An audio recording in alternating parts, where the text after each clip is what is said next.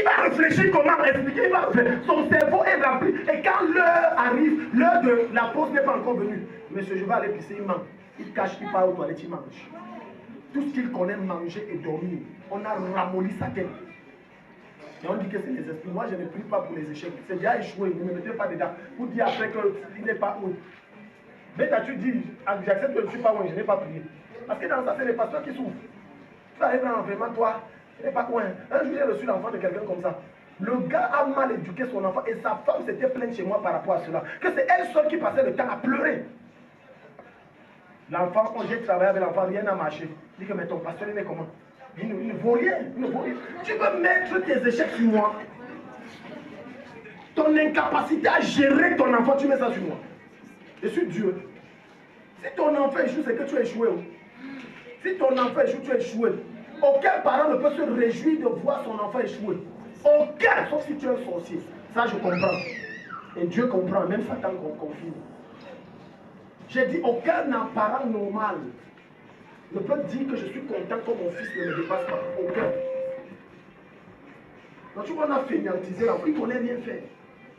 Parce qu'on croit que nous, en te gardant, non. Ce n'est pas en gardant trop l'enfant près de toi que tu l'aides. C'est en le poussant à sortir que tu l'aides à devenir grand. Sinon, tu vas te retrouver qu'il a 40 ans, 35 ans, 45 ans. Il ne peut même pas te donner 2000 voiles. Je ton voisin dit, est-ce que tu comprends? Est-ce que tu comprends? Dernièrement, je voyais ma femme entraîner ses vacances, mon fils est foutu. Compte! 1, 2, ouah! Ça me faisait mal au cœur. Mais je suis arrivé devant lui, j'ai dit, compte, sinon on va continuer de frotter. Je ne te défends pas. Je suis parti. Et je priais dans la chambre. Ça me faisait mal, mais j'ai dit, fouette. Je vous donne 15 ans, vous allez voir le résultat. C'est parce que vous voulez toujours chuchoter tout que vous finissez par détruire tout. Le fait que tu redresses l'enfant et tu es dur ne veut pas dire que tu ne l'aimes pas. Tu l'aimes même. Un jour, un homme riche, suivez, un homme riche savait qu'il ne lui restait plus beaucoup de temps parce qu'il était trop malade, il devait mourir. L'un de ses enfants qui était le troisième né, il a commencé à être très dur avec lui. Et avec les autres, il était moins dur parce qu'il avait observé tous ses enfants. Il s'était rendu compte que les autres sont des têtus, des rebelles. Je les appelle, ils ne viennent pas. Mais c'est quand même quand je parle, il m'écoute. Il avait donc réservé que c'est lui qui va être mon héritier. Il a commencé à être très dur. Le gars dit que papa ne m'aime pas, vous aime. Moi, il ne m'aime pas. C'est quand papa est mort et qu'on a légué tous les biens, on a légué les déchets aux autres pour que. Il a légué les déchets pour dire allez vous battre. À celui-ci, il a légué. Il a dit que mon fils, j'ai été dur comme ça parce que j'ai vu en toi la grandeur par rapport à tes frères. Et si je n'imposais pas une certaine règle de dureté, c'est que tu devais être un seigneur. Voilà ce qui retarde les enfants. Voilà ce qui retarde. Voilà ce qui retarde. Combien d'entre vous pensez que les vacances comme ça, j'envoie l'enfant faire un stage? Tu n'envoies pas, non. J'ai beaucoup d'argent, il va aller. Malega Brahadia. Voilà les stages. Voilà les stages. Je ne cesserai de vous dire ceci, la vie ne nous appartient pas, le temps ne nous appartient pas. À tout moment, on peut quitter cette terre. Je dis à tout moment.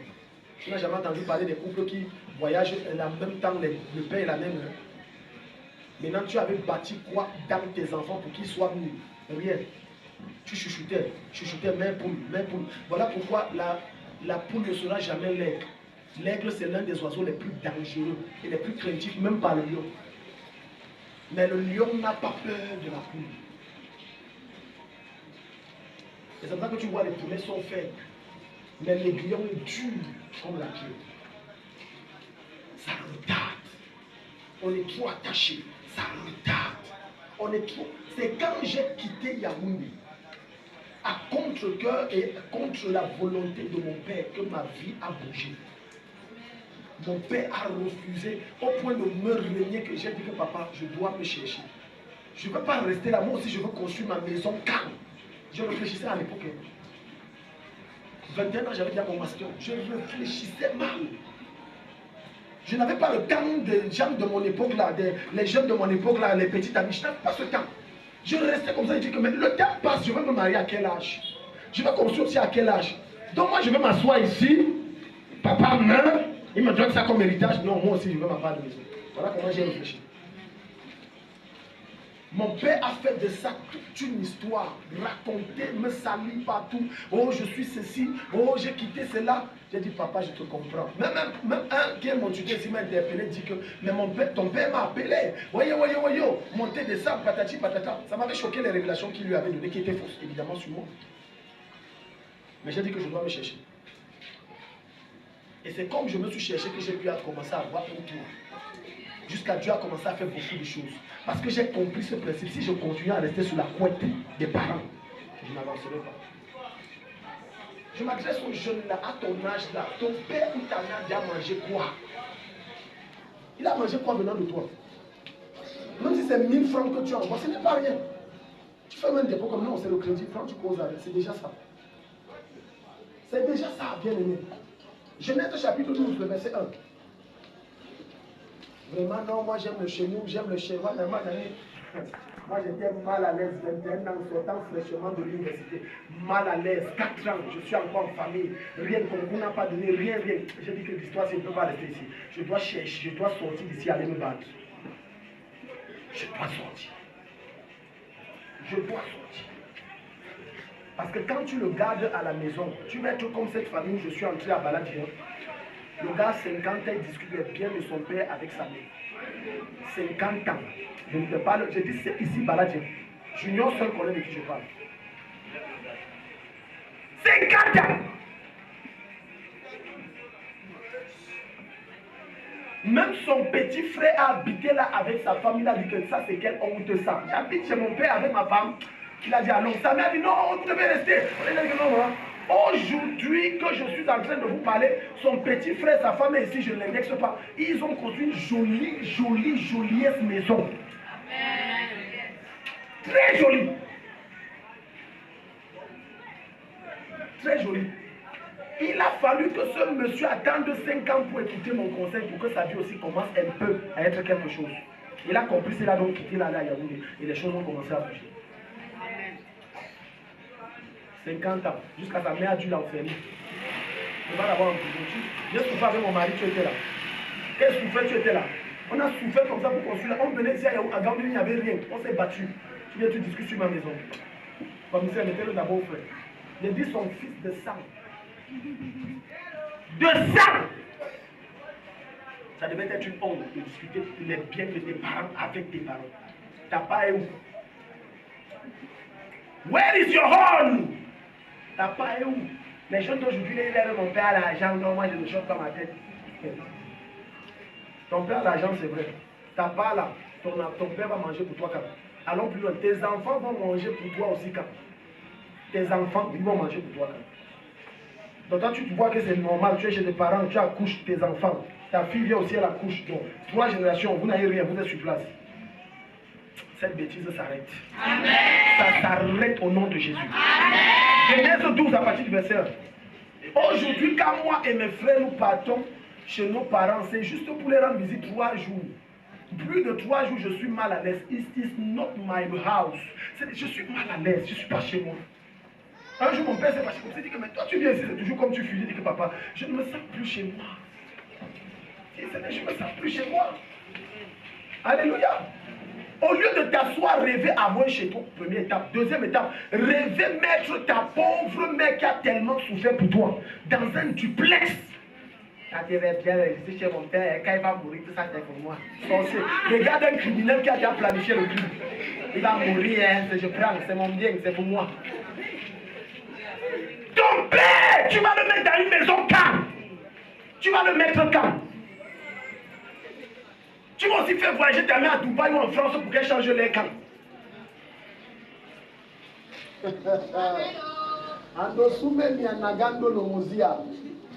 Non, vraiment, tu sais, je suis chez mon oncle, je n'ai pas le choix, je suis chez ma mère, je n'ai pas, on va faire comment? Soit tu te bats. Regarde, Genèse 12:1, regarde ce que Dieu m'a dit. C'est en provoquant Dieu que Dieu accorde sa grâce.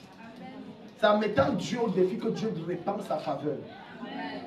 Il y a certains ici qui disent que non, moi je suis une femme et ce n'est pas bien que la femme part en mariage et elle n'habite pas chez ses parents. Ok. Supposons que tu as raison, mais je vais te démentir ça. Suis. Si ma fille, si Maïmouna, ta famille est ici, non? Ils sont à Sokaret, non? Si maintenant tu as un bon boulot de 200 000, tu es en Konsamba, tu as une famille à Konsamba. Tu as une famille à Konsamba. Voilà.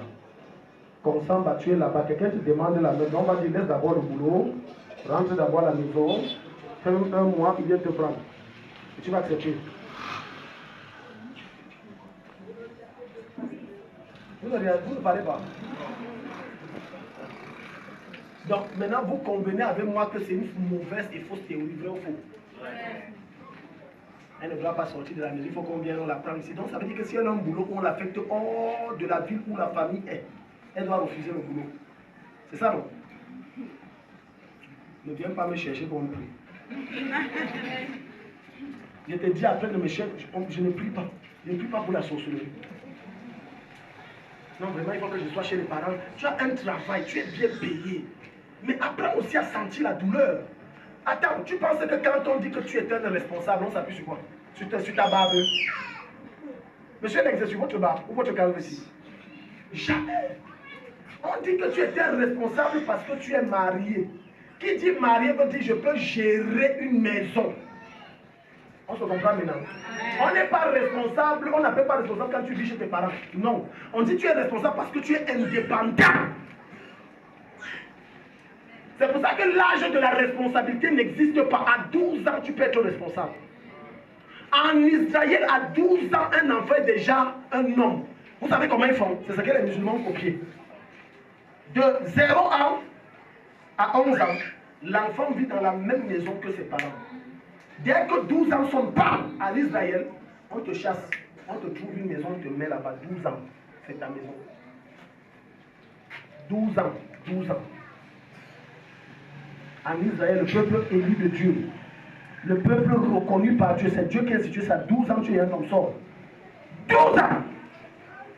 On cherche une maison, on te met. On te donne les premiers trucs, les premiers débuts, on te donne. Le reste, tu te bats. Et là, les cœurs disent, non, chez nous, les amis, ce n'est pas comme ça. En tout cas, j'ai donné ma vie à Jésus, mais l'autre aussi n'accepte pas.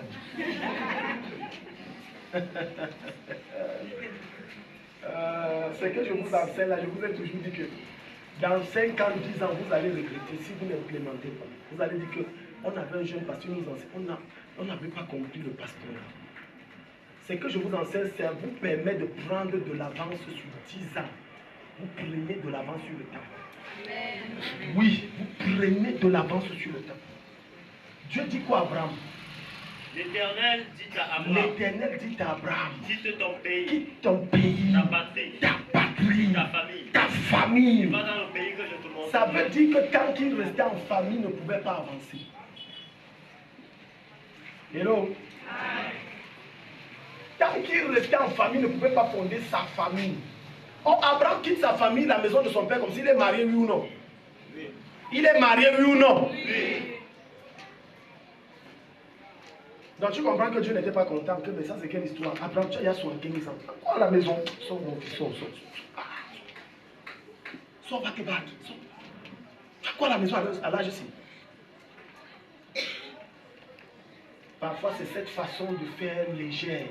On croit qu'on aime trop l'enfant. Vous détruisez cet enfant. Hier j'étais dans une famille, que maman me pardonne, mais il faut que je donne ça pour que ça édifie les gens. J'étais dans une famille, après le sport, je suis allé prier dans une famille. Et la dame de la maison, qui habite cette famille, est la femme du monsieur qui habite la maison. Et la fille du monsieur qui a 29 ans, du moins, elle est en train d'aller à 30 ans. C'est bien l'histoire si c'est la sorcellerie. Elle revient dans la maison après avoir échoué 2 mariages. Mais elle veut commander sa belle-mère. Je commande, c'est chez mon père.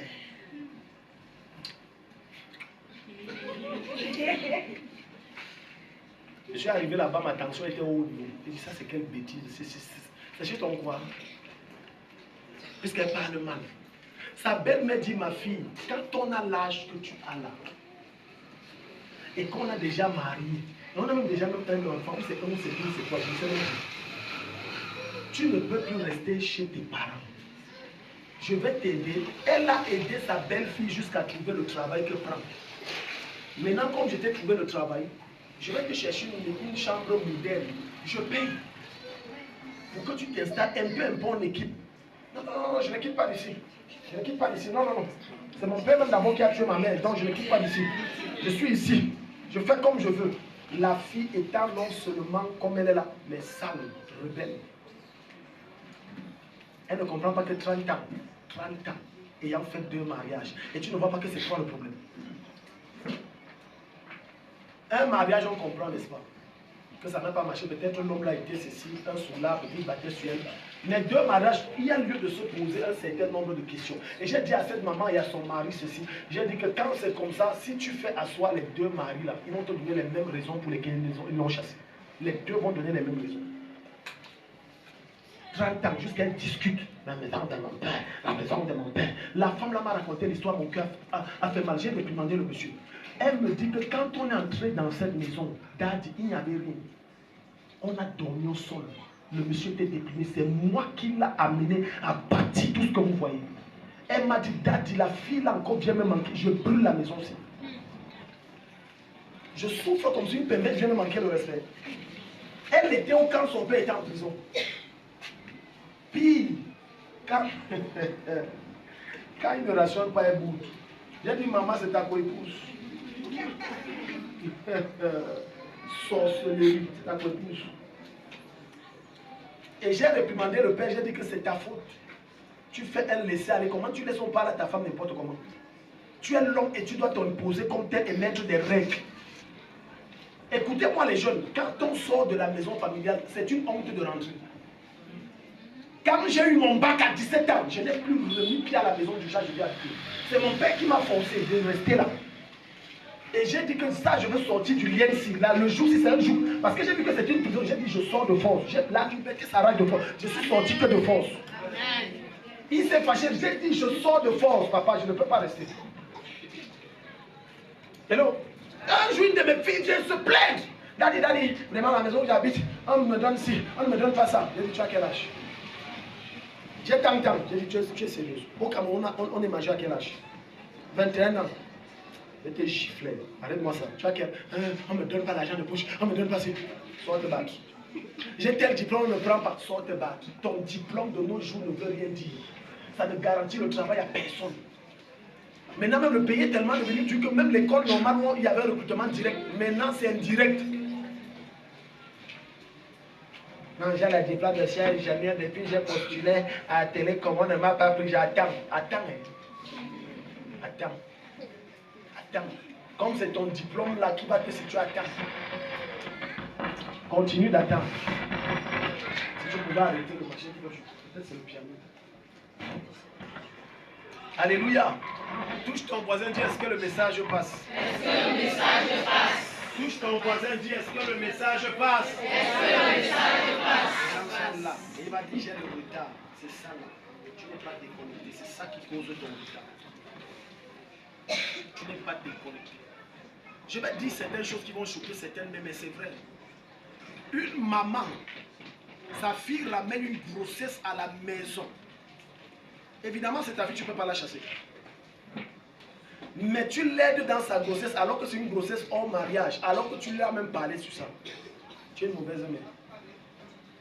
Le bébé pleure la nuit, tu portes, tu es une mauvaise mère. Je jure devant Jésus, tu es une mauvaise mère. Je jure devant, tu es une mauvaise mère. Laisse-la sentir la douleur là. Comme ça, quand avant d'aller écarter, il y aura un cadenas en bas. Mais si l'enfant chie, tu laves les couches. L'enfant pleure la nuit, tu portes. Tu es en train de dire, ma fille, oh, un de ces petits amène les triplets. Oh. Et très vite, avant que l'enfant n'ait 1 an, elle aura amené encore un autre. C'est ma fille, tu blagues. C'est à ce niveau que moi j'aimais ma belle-mère. Paix à son âme. Un jour, une de ses filles a ramené la grossesse. Elle a dit d'abord, sors d'abord de chez moi, va chez le gars qui t'a engossé, tu dors là-bas. 1 mois avant de venir.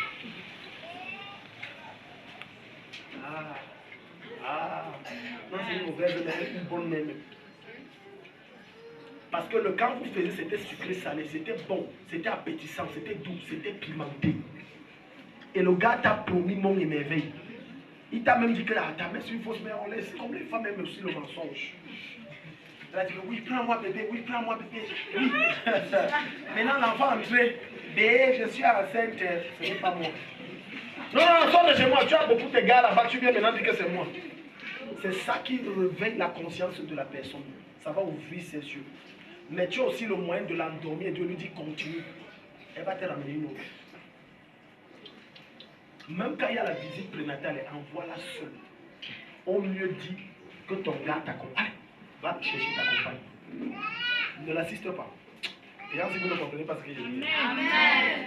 Vous croyez qu'entrer au ciel c'est pour tes beaux yeux. Dieu est dur. Hein? Dieu est dur.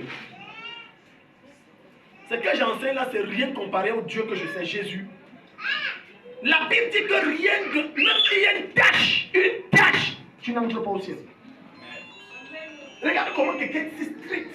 Il dit que s'il y a une tâche sur ta robe, tu n'entres pas au ciel. Il dit que vraiment, le gars est dur, dans ses mains, il est dur. Ok? C'est ça, vous allez bâtir des orphelinats chez vous.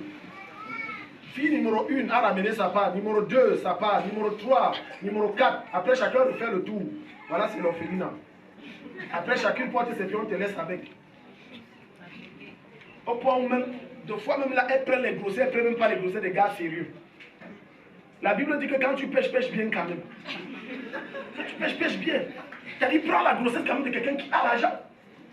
Et de quelqu'un pas seulement qui a l'argent, mais qui peut être responsable. Tu peux pas prendre la grossesse d'un bandit qui insulte ta mère, qui crache sur tes frères à cause des soi-disant miettes qu'il donne.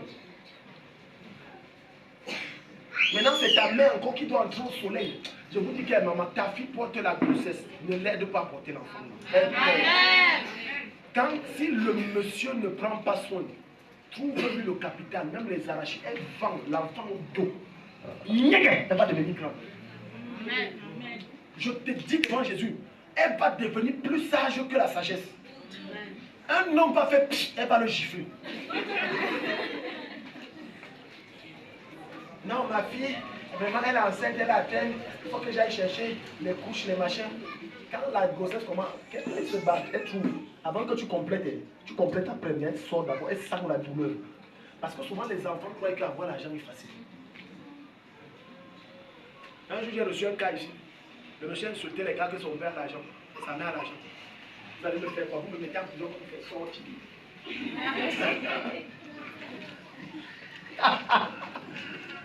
Elle dit que mon fils fait ça, je te dis que je te laisse 3 mois plus. Je te parle devant Jésus. You cannot me, tu ne me connais pas. Je te laisse 3 mois, mon fils de sang. Je te laisse 3 mois plus.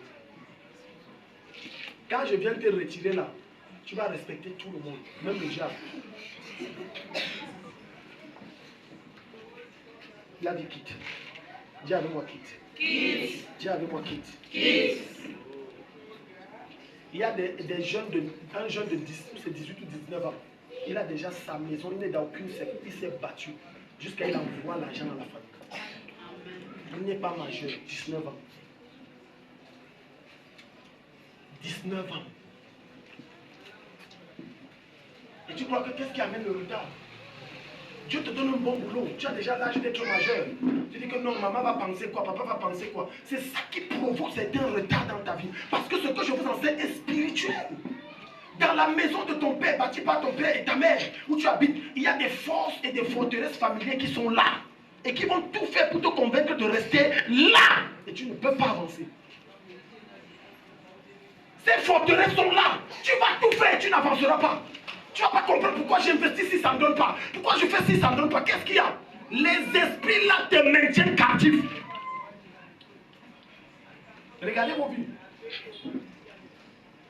Montrez-moi un seul de vos frères qui habite en famille qui évolue. Cité, il est où? À son âge, il est où? Il est où? À son âge. Il est en famille. Il a 3 enfants, il est là. Ce que je vous enseigne, je vous enseigne ce que le Seigneur m'a enseigné, ce que j'ai vu, ce que Dieu m'enseigne par la parole. Il est où? J'ai un cousin. Il a succédé à mon oncle. décédé il y a 3 ou 4 ans. Je ne sais même pas ce qu'il fait dans la vie. Peut-être ma petite soeur connaît. En dehors d'être dans la maison, que c'est mon père qui a conduit, c'est mon père qui a... Je ne sais pas ce qu'il fait. Tu te vantes sur les biens de ton père, tu n'as pas honte. Tu n'as pas honte, tu n'as pas honte. C'est ça qui provoque le... Quand tu ne connais pas ces principes spirituels qui combattent ta vie là, tu vas être sur place. Je vous ai parlé de moi, c'est quand je suis sorti que les esprits là m'ont lâché. Malgré toutes les prières que je faisais, 8 heures, 10 heures de prière, rien. 9 heures, rien. J'étais sur place. Ah, c'est quoi? Pourquoi avec toutes les prières? Écoute, il y a des démons que même si tu pries, tu jeûnes, comment ils ne partent pas jusqu'à ce que tu quittes. Je dis que tu te sépares comme ça que je quitte, je parle de ta vie avance. Amen. Tant que je dis, tu vas, you will pray, you will fast, you will make sacrifice, everything, nothing won't make forward, rien. Et puis tu vas dire que j'ai le retard. Sors du retard là ce matin. Amen. Sors du retard là ce matin. Amen. Combien d'entre vous, je n'avais planifié que je dois rapporter tel montant, je dois gagner tel montant le mois, et je dois couper un montant donné à mes parents le mois. Combien? Regarde. Quand tu vas aller, je crois, dans Matthieu 19, 5 ou Matthieu 5, 19, entre les deux, Jésus va te dire là-bas que l'homme fera quoi? Il quittera. Non, l'homme a dit, prends ta femme, viens rester chez ton père et ta mère. Il faut venir. On va habiter, nous tous on reste ensemble ici, et on va avancer. Tu ne peux pas. Dieu a donné cette loi parce que c'est un principe spirituel qui définit notre avancée dans la vie. Amen. Il dit, quitte ton père, quitte ta mère. Ça parle premièrement de quitter physiquement la maison familiale, pas émotionnellement. Je suis attaché à eux émotionnellement, mais physiquement, je sors de la maison et maintenant je prends ma femme et on fonde un foyer. Amen. Maintenant, quand c'est là, il y a les anges spécialisés pour bénir votre mariage, votre foyer, vous donner les enfants, vous rendre prospère. Mais tant que vous êtes là-bas, l'ange là ne peut pas opérer parce qu'il n'a pas reçu d'instruction dans ce sens.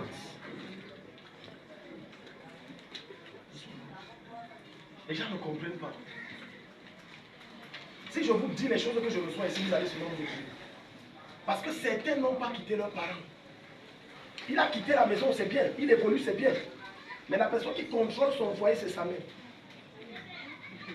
Je vous dis que les choses que mes oreilles entendent. L'autre, c'est son père. Tu vois une maman, 35 ans, 4 enfants, mariée, épargnée tout. Quand son mari demande son avis, elle dit donne-moi 2 jours. Elle appelle papa. Papa, oui, voilà telle situation, tu penses que c'est comment? Tu es toujours marié, tu es toujours attaché à la famille. Ça, c'est maintenant un attachement spirituel. Quand il dit de quitter là, ça veut dire que dans les décisions que tu prennes, aucun membre de ta famille n'interfère. Alléluia. Amen. Les gens n'aiment pas ça. C'est la vie. Voilà pourquoi les foyers souffrent, les choses n'évoluent pas. Il y a toujours les bagarres. Dès que tu es marié et que tu fais intervenir un membre tu permets à un membre de ta famille de parler mal à ta femme ou à ton mari, tu as foutu ton mariage en l'air. Tu as foutu, je dis tu as gâté, c'est fini. Même si tu les parles de comment, c'est fini. Tu as posé une base qui va te suivre toute la vie, c'est fini. J'ai dit c'est fini, c'est fini. Ne permets ni à ton frère, ni à ta soeur, ni à ton père, ni à ta mère, ne les informe même pas sur les problèmes de couple. L'un des signes que tu as grandi et que tu es mûr, ce n'est pas ta barbe là. Je m'adresse aux garçons. Ce n'est pas ta voix grave là. Oui, daddy, tu sais, oui, moi je suis un homme. C'est pas ça. C'est ta capacité à gérer tes problèmes comme un homme sans informer la famille. À moins que ça t'a dépassé, tu es venu maintenant voir le pasteur, ça ne va pas. Maintenant tu fais intervenir la famille. C'est la procédure à suivre. Amen. Petit truc, il appelle maman. Oui maman, elle m'a encore giflé. Elle m'a encore giflé. Maman, je te dis que je suis fatigué. Elle m'a encore, c'est quoi? Elle m'a encore giflé. Voilà, je dis à ma mère, tu vas, un vieux père de 47 ans. Je dis à maman, tu vas voir. Je dis à maman, tu vas voir. Vieux père de 47 ans. Et sa mère, au lieu de même l'insulter copieusement, le gifler. Elle dit que, et t'as dit ça? Attends, il va me sentir, j'arrive. Non, si tu peux faire quoi? Il va grandir comment? Il va grandir comment? Plus vos problèmes dans le foyer restent entre vous, moins Satan ne peut entrer. La Bible dit que la corde à 3 nœuds se rompt difficilement. Le premier nœud, c'est qui? L'homme. Le deuxième nœud, c'est qui? La femme. Le troisième nœud, ce n'est pas les membres de famille, c'est Dieu. Il dit, quand vous réglez vos choses, ça ne va pas. Présentez-vous chez Dieu. Et le représentant de Dieu sur la terre, c'est qui? Le pasteur. C'est lui qui va essayer de voir comment arranger le problème. Mais dès que vous faites entrer la voix du diable, tout est foutu. Oui, petite soeur, je t'appelle. Oui, voilà, ma femme a fait ceci. Toi, tu penses que quoi? Tu penses qu'elle va dire quoi? Déjà, elle n'aime pas la tête de ta femme. Je ne sais pas le mystère là, mais les femmes ne s'aiment pas. Les belles soeurs là, dites la vérité. Les belles soeurs, où elles veulent épouser leur frère, je ne sais pas. Et où elles veulent épouser, je ne connais pas. Elles n'aiment pas. Pour rien, elles vont trouver. J'ai dit, elles n'aiment pas. Elles n'aiment pas, c'est comme ça. Puis encore, belle-mère. Belle-mère, belle-fille. La belle-fille va se plier à 1000 pour faire plaisir à belle-maman. Belle-maman va arriver voir que la chambre de mon fils, tu n'as pas dressé. Le sol, pourquoi c'est ça alors que tu as lavé? Elle lave même mal. La cuisine, c'est bien, c'est bon, regarde, le sel là-dedans. Moi je te dis que vraiment, c'est quelle femme ça même? Le sel a dépassé encore. Il y a toujours à me dire. Je prie que ça ne soit pas ta portion. Amen. Je prie que Dieu change ton cœur au nom de Jésus. Amen. Je déclare pour celles qui ne sont pas mariées, Dieu te donne une belle mère comme ça. Amen. Alléluia. Amen. Alléluia. Amen. Ah non, vraiment, c'est ça. Ton mari aussi, il a un gros bébé. Il t'aide encore. Il t'aide, un gros bébé qui t'aide. Parce que la preuve que petite chose que vous avez, il appelle maman. Maman, regarde. Le jour où maman meurt, il pleure comme ça pour elle peut mourir aussi. Vraiment, je veux devenir quoi? Sa femme elle est. Sa femme dit, hey. Maman ça doit, hey. Maman, sa femme elle est dépassée. Que, hey. Je ne viens pas vous séparer de vos mères. J'ai une mère, elle est vivante. Vous l'avez vu ici. Mais je vous présente les principes de Dieu. Moi-même, quand mes enfants vont grandir, je n'entrerai jamais dans leur foyer. Je parle devant Jésus. Je vais célébrer leur mariage. Je vais leur donner les directives. Et puis je suis là. Un jour, j'ai connecté mon grand frère à une de mes filles spirituelles. Elle n'est pas ici. Elle habite là. Comme il voulait se marier. Et elle se disait que comme j'ai connecté, je vais chercher. Je ne suis pas comme ça. J'ai connecté, j'ai fait retrait de 10 000 pas en arrière. Ah, ne regarde pas. Ne cherche pas. Si ça a marché, ça n'a. C'est lui qui m'appelle un de ses cartes, il dit on a rompu. Je dis ah bon? Ah, mais qu'est-ce qui s'est passé encore? Ça ne m'intéresse pas. La vie des gens ne m'intéresse pas. Je suis comme Jésus. Tu me dis, si tu m'invites, Jean, tu ne m'invites pas, je n'entre pas. Je ne mets pas ma bouche dans. J'ai dit que je ne mets pas ma bouche dans les affaires des gens. J'ai connecté une deuxième. Elle est aux États-Unis. Tout et tout, le gars allait. Ça s'est gâté, je n'étais même pas au courant. Ça a quelqu'un a pris ma peine encore et dit ça aussi, ça n'a pas marché. Je n'entre pas. Donc même mes enfants, ça sera pareil. Vous mariez, si la fille là n'est pas bien, je vais te dire mon fils, je ne suis pas d'accord. Ma fille, l'homme que tu as amené là, je ne suis pas d'accord. Allez chercher un autre pasteur béni. Moi, je ne peux pas bénir ça parce que je sais ce que ça va finir. Hello? C'est pas que je les impose à mari, mais je donne mon point de vue en tant qu'homme spirituel et pasteur et père. Alléluia. Amen. Chaque fois que vous allez faire intervenir les membres de votre famille dans votre foyer, ça tournera toujours vinaigre. Que vous le vouliez ou non, ça va toujours dégénérer. Les gens de votre famille prendront votre parti pour démoniser votre épouse, et les gens de la famille de son épouse prendront son parti à elle pour vous démoniser, vous, l'homme. C'est toujours comme ça. Les gens les plus malins, ou les belles mamans, ou les belles soeurs, ou les beaux-frères les plus malins vont jouer la carte de l'hypocrisie. Ah bon, il a dit ça, ok, on va voir. Hein. D'accord, non, laisse, je suis de ton côté. Quel côté? Le côté de son fils. Puisque derrière, c'est de toi qu'on parle et on gère ton dossier. Après l'arrivée là, tu vois le langage de ma belle maman a changé. Belle maman, ils ont avait posé comme ça. Ça a changé. Si les deux ne se comprennent pas, pour se dire que... Et tout ça, c'est la base. Quand on a nos problèmes, on ne parle à... Mon grand frère qui s'est récemment marié m'a dit ça, j'ai dit que grand frère c'est bien. Il dit que moi et ma femme on s'est dit que quand on a des problèmes, on ne peut pas intervenir nos membres de nos familles, on geste entre nous. Il a dit grand, je suis pasteur, Dieu donne le sceau et Dieu t'acclame, c'est bien ça mon grand. Pour petit que tu te réveilles avec ta femme ou ton mari un problème, tu as arrêté la famille. Je suis fatigué de ce mariage, fatigué que tu t'es marié quand? Non, trop c'est trop. Tu as seulement 2 ans. Assez c'est assez, je suis fatigué. Maintenant ils ont dit que oui, je t'avais dit que ton là, sors même de la maison, sors. Maintenant quand tu sors, c'est toi qu'on va t'insulter dedans.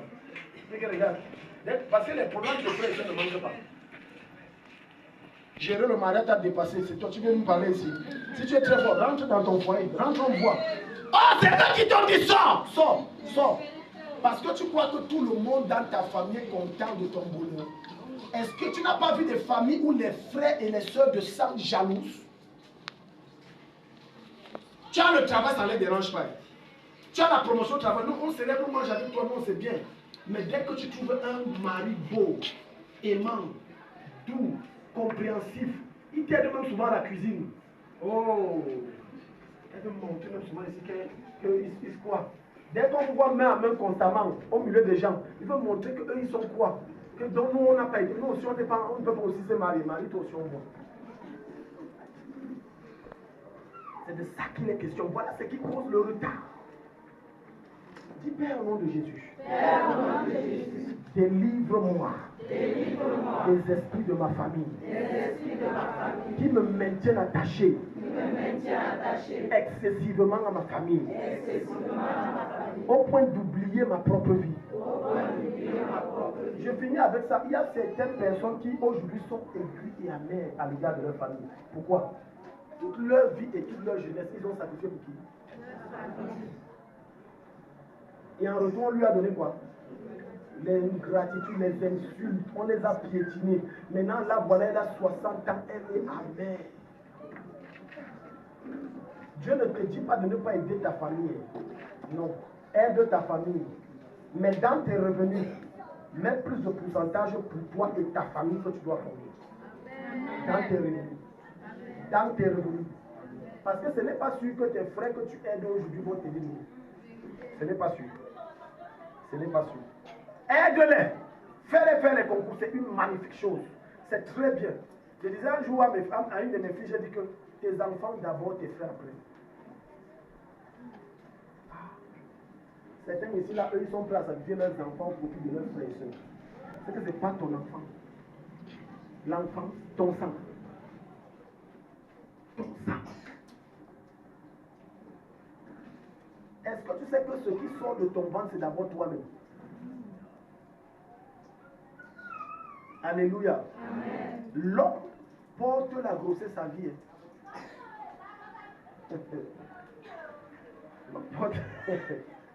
L'homme porte quoi?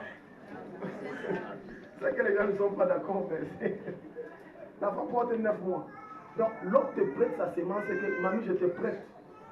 L'enfant là c'est en moi. Il te prête seulement quelques mois. Tu accouches. Voilà pourquoi quand on accouche, le sang de l'homme fait un tour quand il entend le cri du bébé. Quand j'ai vu le premier fois mon fils, ça fait boum. Tu sens que c'est ton sang. Alléluia. Tu entres dans des familles où elle a sacrifié son enfant en faveur de sa soeur, de son frère. Ça là, je me pose la question si tu es la mère de l'enfant là, ou si tu es le père de l'enfant là. Alléluia. Alléluia. Amen. Tout pacte dans ta famille qui t'influence et te contrôle est brisé ce matin. Amen. Donne un bon Amen. Amen. Acclame Jésus, mets-toi debout.